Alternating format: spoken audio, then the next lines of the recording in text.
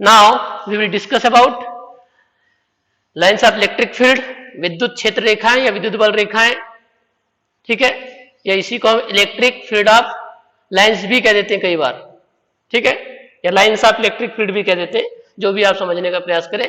हिंदी में आपका है विद्युत क्षेत्र रेखाएं, ठीक है। अब ये विद्युत क्षेत्र रेखाएं होती क्या है और इसके गुण क्या है? क्वेश्चन कैसे आता है, विद्युत क्षेत्र रेखाओं से आप क्या समझते हैं, इसके गुण लिखिए, ठीक है, इस तरह से आएगा।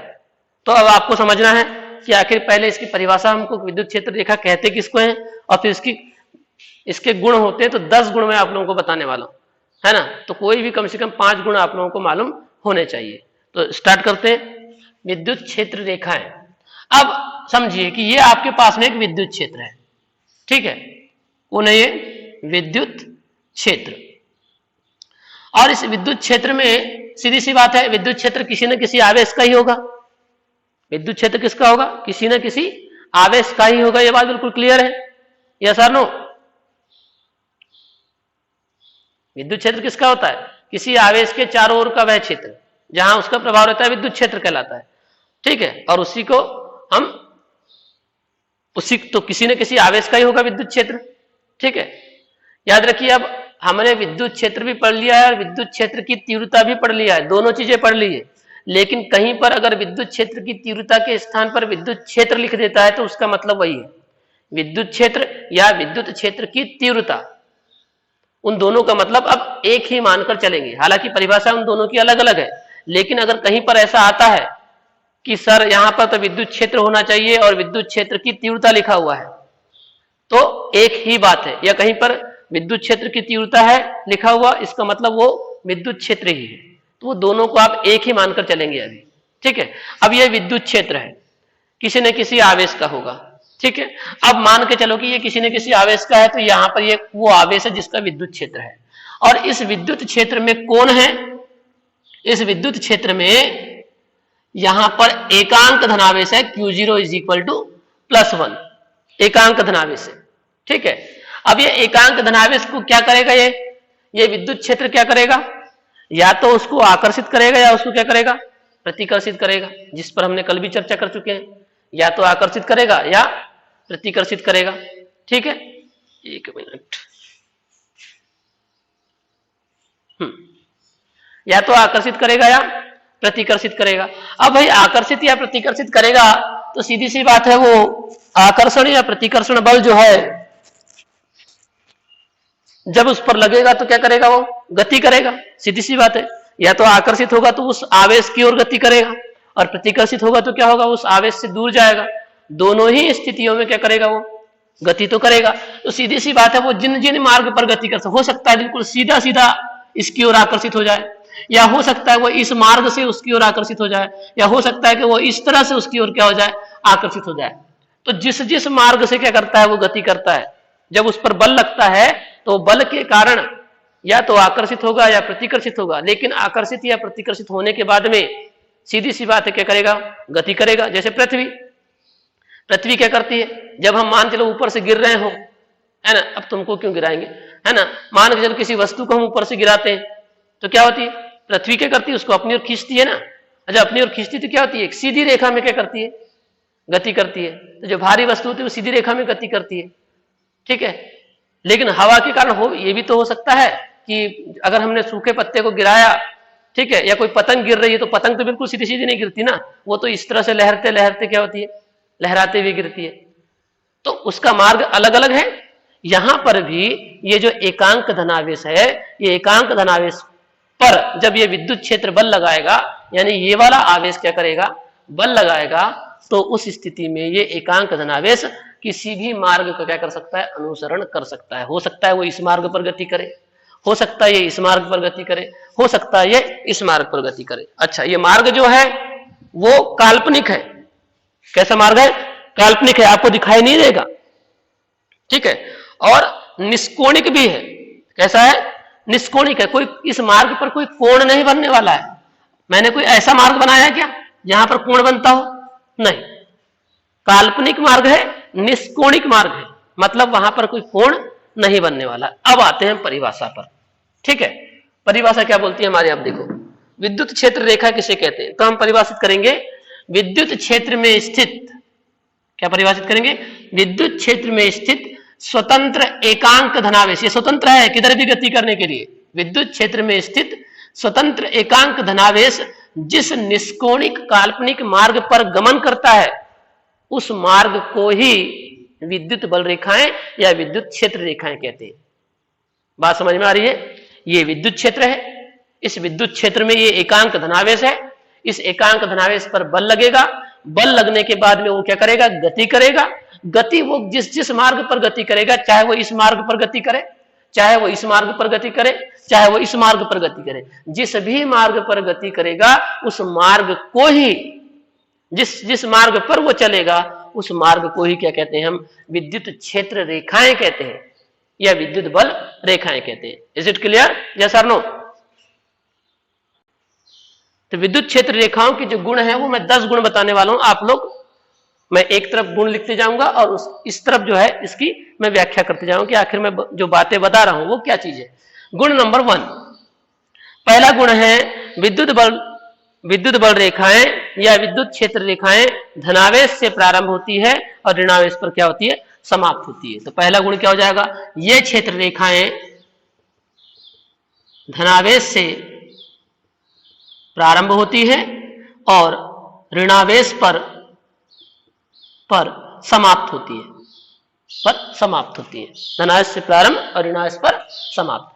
तो इस पहले पॉइंट का मतलब क्या है, जैसे ये धनावेश है और ये क्या है, ऋणावेश है, धन और ऋण है, तो क्या होगा, ये धन से निकलेगी ऋण की ओर, धन से निकली ऋण की ओर, धन से ऋण की ओर, धनावेश से निकलती है और ऋणावेश पर क्या होती है, समाप्त होती है। ये पहला पॉइंट है, ठीक है। ये बल रेखाएं धनावेश से प्रारंभ होती है, ऋणावेश पर समाप्त होती है। ये पहला हो गया, तो बहुत आसान है, +2 माइनस होती है। नंबर 2, ये निष्कोणिक काल्पनिक वक्र होती है। तो ये मैंने पहले बता दिया, निष्कोणिक व काल्पनिक वक्र होती है, निष्कोणिक व काल्पनिक वक्र होती है, ठीक है। अब इस लाइन का मतलब क्या है बताइए, मुझे बताइए, इस रेखा पर कहीं पर कोई कोण बन रहा है क्या? एक तो काल्पनिक है, मैंने पहले बता दिया, और कोई कोण बनते आपको दिख रहा है कि यहां पर, बोलो, कोई कोण बनते दिख रहा है यहाँ? ना यहाँ कोई कोण बन रहा, नहीं यहाँ कोई कोण तब बनेगा ना, यहाँ इस तरह से कहीं पर स्थिति बनेगी तब कोण बनेगा, तो है ना। और तो ये निष्कोणिक हो गया, कोई कोण नहीं बन रहा है, काल्पनिक है। वक्र का मतलब ही होता है ये, जैसे परवलयाकार, आप लोगों ने पिछले बार पर प्रक्षेप का पथ परवलयाकार होता है, तो ये जो इस तरह की आकृतियां बनती है, इस तरह की स्मूथ जो बनता है ना, उसको बोलते हैं वक्र, वक्राकार, ठीक है। तो दूसरा पॉइंट आपके पास में है, ये विद्युत क्षेत्र रेखाएं निष्कोणिक व काल्पनिक वक्र होती है। तीसरी बात यहां पर यह है कि विद्युत बल रेखाएं एक खुला वक्र होती है, ये खुला वक्र होती है। खुला वक्र का मतलब क्या है, खुला वक्र होती है, सीधी सी बात है। बंद किसको बोलोगे आप, बंद किसको बोलोगे, बंद आप इसको बोलोगे ना, जैसे प्लस से शुरू हुई माइनस में और माइनस से फिर कहां पर आ गई, प्लस में, तो आप इसको क्या कहोगे, इसको कहोगे बंद। यहां तो क्या हो रहा है, प्लस से शुरू हो रही है और माइनस पर क्या हो रही है, समाप्त हो रही है, तो ये बंद वक्र है कि खुला वक्र है, बोलिए। एक बिंदु से निकल रही है, दूसरे बिंदु पर जाकर समाप्त हो रही है, तो ये बंद कहलाएगा कि खुला कहलाएगा, खुला कहलाएगा ना। बंद तो वो होगा ना, बंद तो वो होगा जो एक जगह से दूसरी जगह पर जाए और फिर वहां से फिर यहां पर आ जाए, तो ये क्या होगा, ये बंद हुआ, ये तो खुला ही है। ये कैसी वक्र होती है बताइए, तीसरा पॉइंट क्या बनेगा, ये खुला वक्र होती है। क्लियर दैट, यस, खुला वक्र होती है। फिर चौथी बात, विद्युत बल रेखाओं के किसी बिंदु पर खींची गई स्पर्श रेखा, समझिए, विद्युत बल रेखाओं के किसी बिंदु पर खींची गई स्पर्श रेखा उस बिंदु पर विद्युत क्षेत्र की तीव्रता की दिशा को क्या करती है, प्रदर्शित करती है। लाइन को समझिए, यह आपके पास में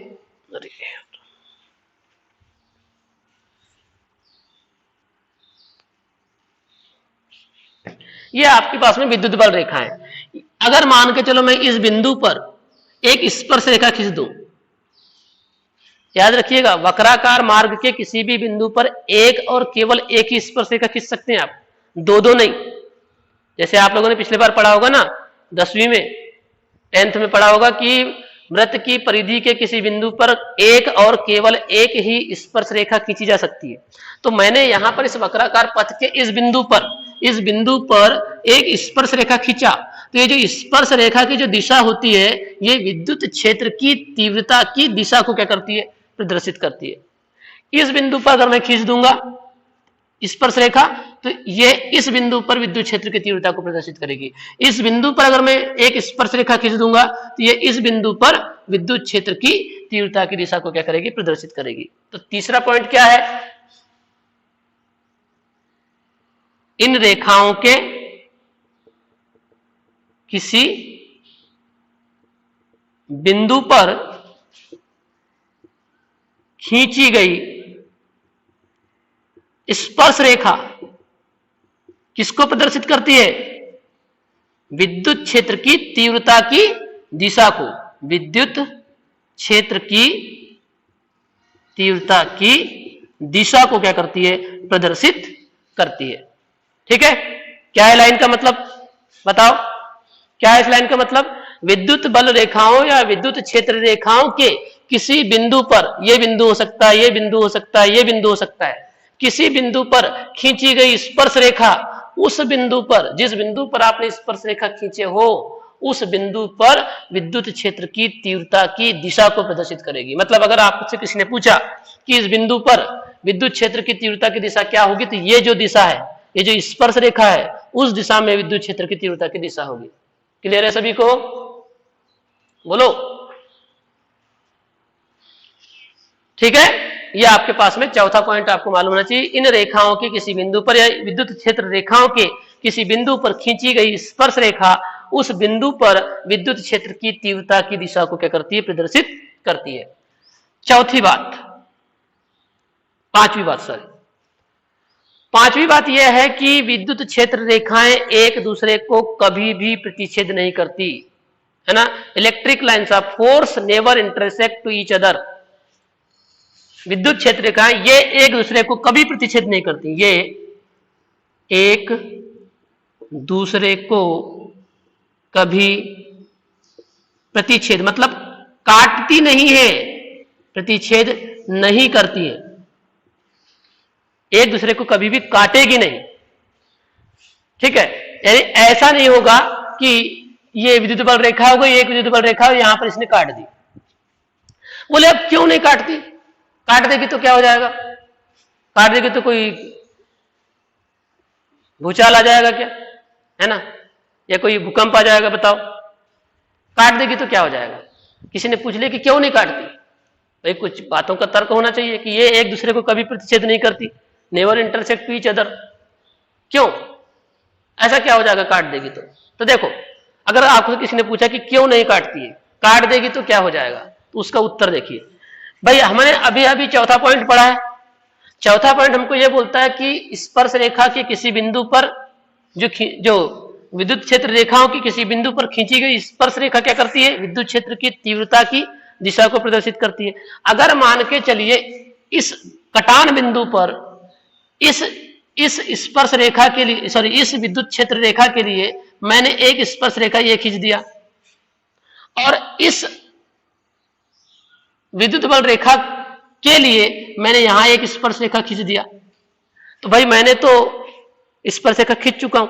अब हम चौथा पॉइंट हमको बोलता है कि खींची गई स्पर्श रेखा विद्युत क्षेत्र की तीव्रता की दिशा को प्रदर्शित करेगी।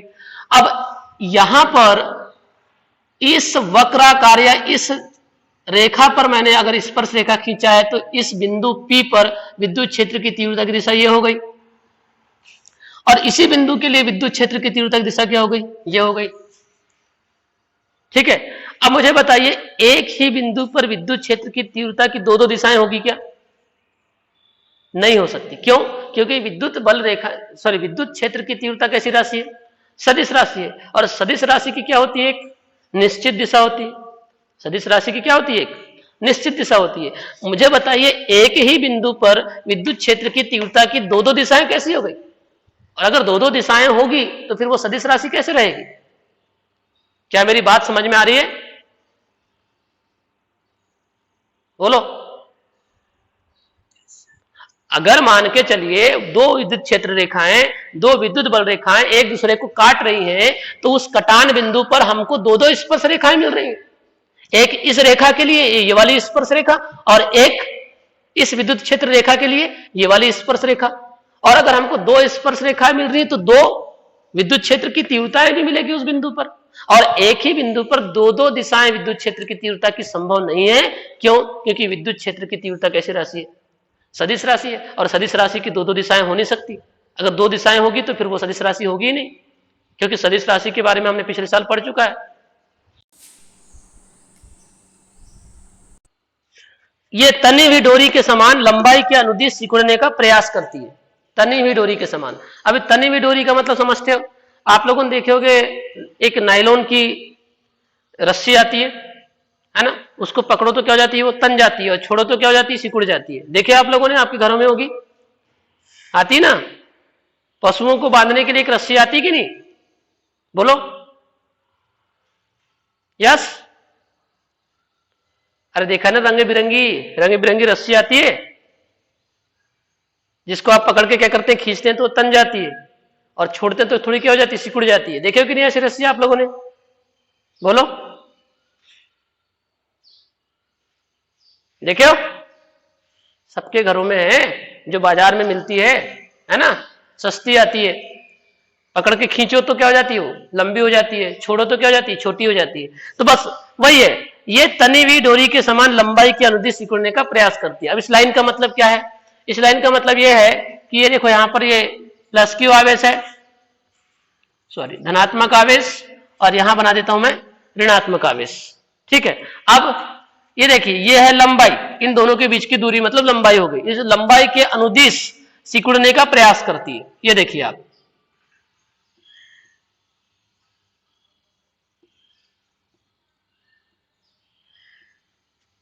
तो आप देखेंगे कि जैसे जैसे ये लंबाई की तरफ जा रही है, मतलब इस रेखा की तरफ जा रही है, तो क्या होती जा रही है? छोटी होती जा रही है। देखो, ये दूर थी रेखा, ये रेखा दूर थी, तो क्या है? थोड़ी लंबी है, छोटी नहीं है। फिर जैसे जैसे हम लंबाई की तरफ जा रहे हैं, जैसे जैसे हम लंबाई की तरफ जा रहे हैं, ये क्या हो रही है? छोटी छोटी छोटी, और सबसे छोटी हो गई। देखो, तो लंबाई की अनुदिश क्या होती है? सिकुड़ने का क्या करती है? प्रयास करती है। ठीक है। इसलिए क्या होता है? विजातीय आवेशों के बीच में क्या होता है?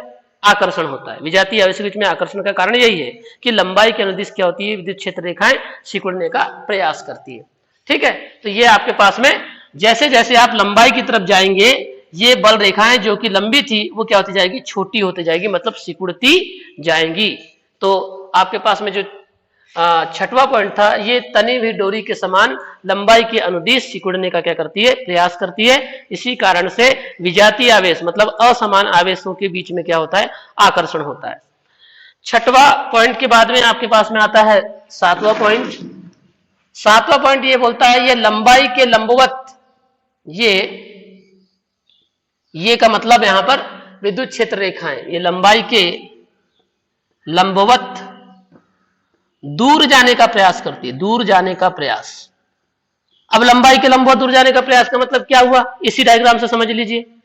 यह है लंबाई, उसके लंबवत जाएंगे आप। देखो, जब आप उसके लंबवत जाते हैं तो क्या होती है? दूर जाने का प्रयास करती है। ये देखो, ये और दूर हो गई, ये और दूर हो गई, ये और दूर हो गई। मतलब लंबाई के, यह है लंबाई, उसके लंबवत अगर हो जाती है तो दूर जाने का क्या करती है? प्रयास करती है। ठीक है। तो ये दोनों पॉइंट एक ही डायग्राम से आप बता सकते हैं। ये तनी हुई डोरी के समान लंबाई के अनुदिश सिकुड़ने का प्रयास करती हैं। ठीक है, इस तरह से।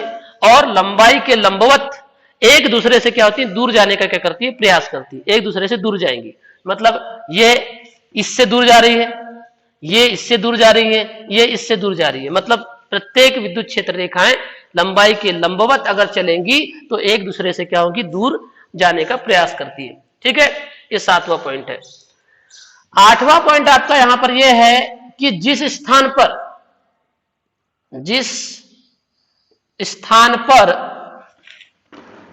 ये सघन होती है, ये का मतलब क्या है? समझ में आ रहा है? ए का मतलब विद्युत क्षेत्र रेखाएं, जिस स्थान पर ये सघन होती है, सघन, वहां पर विद्युत क्षेत्र की जो तीव्रता होती है, विद्युत क्षेत्र की तीव्रता क्या होती है, अधिक होती है, ई का मान अधिक होता है।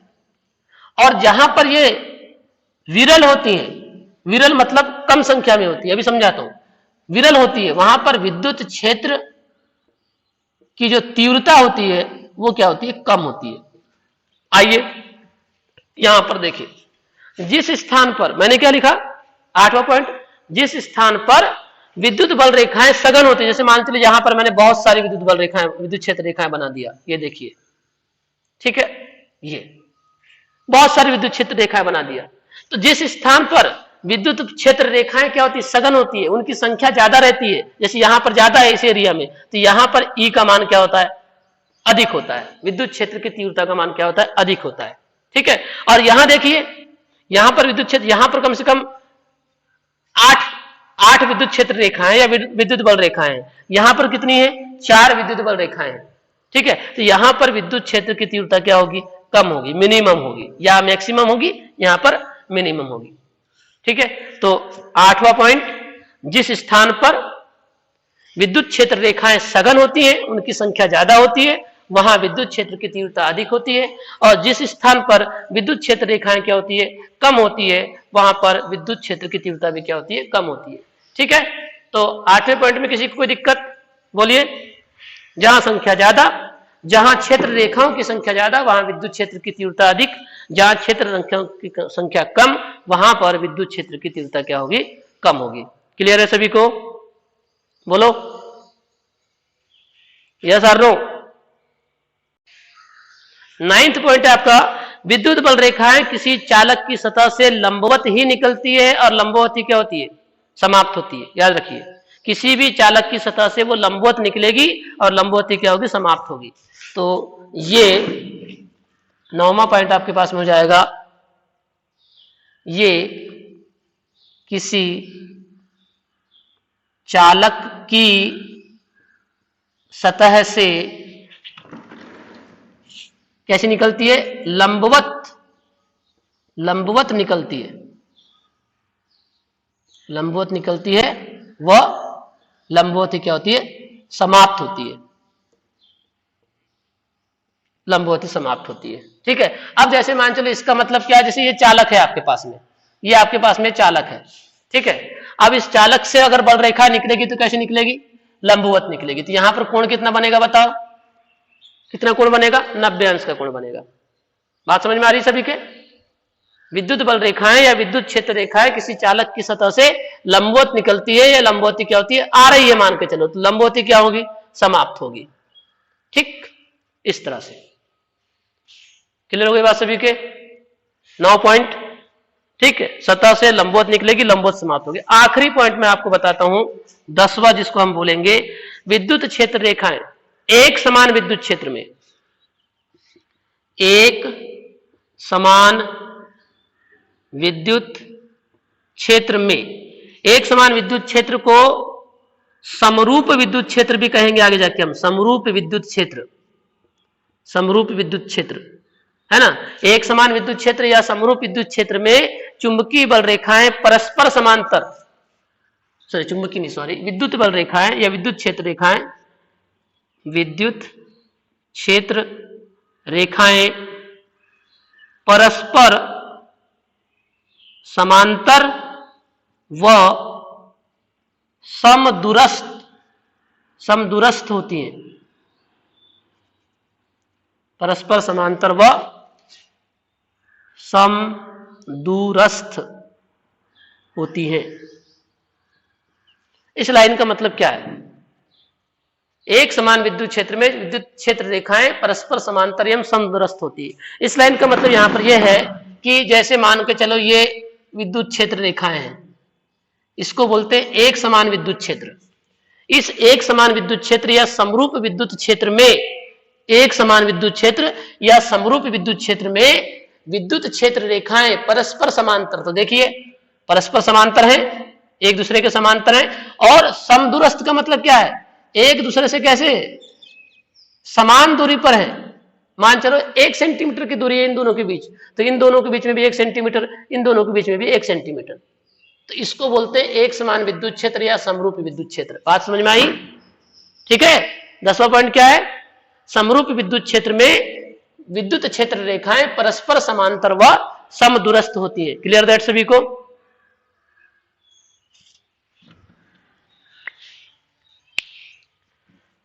आया आखिरी पॉइंट समझ में?